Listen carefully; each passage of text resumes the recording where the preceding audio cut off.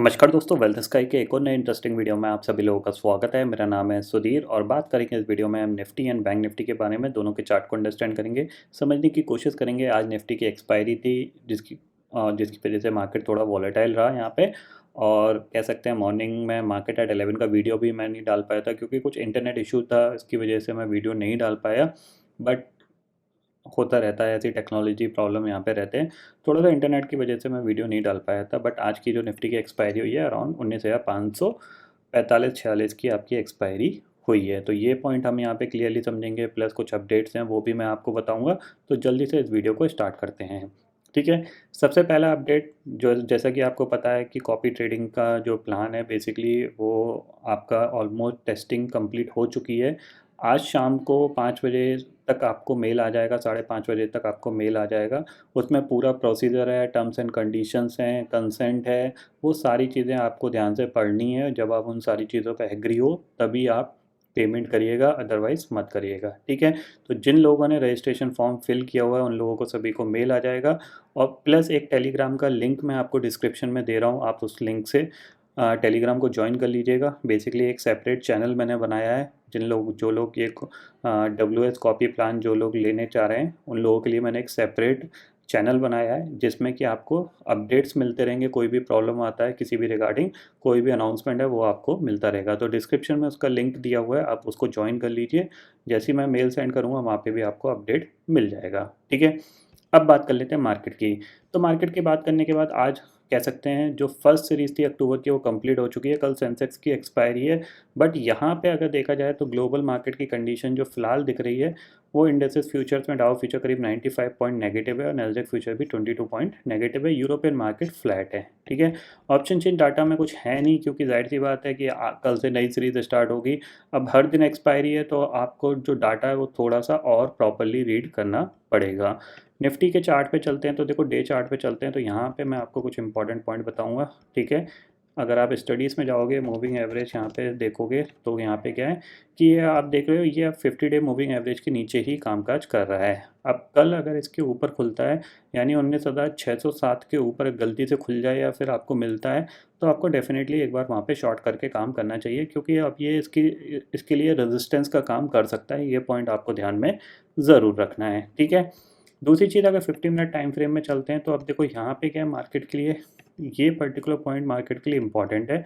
क्यों? क्योंकि आज भी इसने इसको क्रॉस करने की कोशिश करी, क्रॉस नहीं कर पाया है। ठीक है, और 19,600 भी आपके लिए एक स्ट्रॉन्ग रेजिस्टेंस है क्योंकि 50 डे मूविंग एवरेज है यहाँ पे।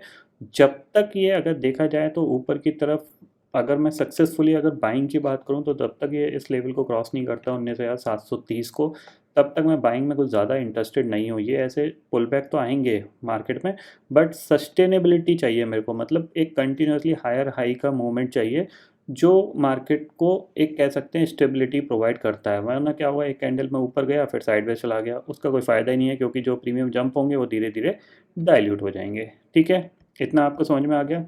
नीचे अगर ये दोबारा से 19,500 के नीचे जाता है तो डेफिनेटली हम इसको सेल करेंगे, या फिर 19,490 के नीचे आता है पहला टारगेट हम लेके चल सकते हैं 19,450, दूसरा टारगेट हमारे पास होगा 19,400 का। ठीक है, छोटे छोटे टारगेट के लिए आजकल प्ले कर सकते हैं क्योंकि मार्केट में मोमेंटम नहीं है, एक ही कैंडल में मोमेंटम आता है, उसके बाद कह सकते हैं कि मार्केट साइडवेज चला जाता है।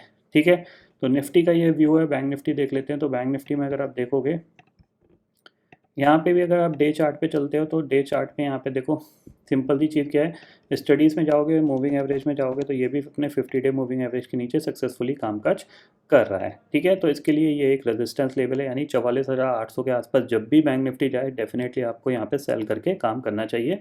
ये पॉइंट आपको ध्यान में रखना है। ठीक है, 15 मिनट टाइम फ्रेम में चलते हैं तो यहाँ पे आप देखो इसके लिए क्या इंपॉर्टेंट है। इसके लिए इंपॉर्टेंट है आज का हाई। अगर आज के हाई के ऊपर निकलेगा तो फिर हमें एक्सपेक्ट कर सकते हैं कि ये 44,500 तक जा सकता है, और अगर 500 क्रॉस करता है तो 44,560 इसके आसपास जाके ये अटक जाएगा। ठीक है, नीचे के लेवल पे इसने गैप क्रिएट किया है तो जाहिर सी बात है अगर ये दोबारा से अपने लो के नीचे निकलता है आज के, तो हम इसको सेल कर सकते हैं। नीचे 100 पॉइंट का टारगेट हमारे पास है, थोड़ा बहुत और नीचे मिल सकता है।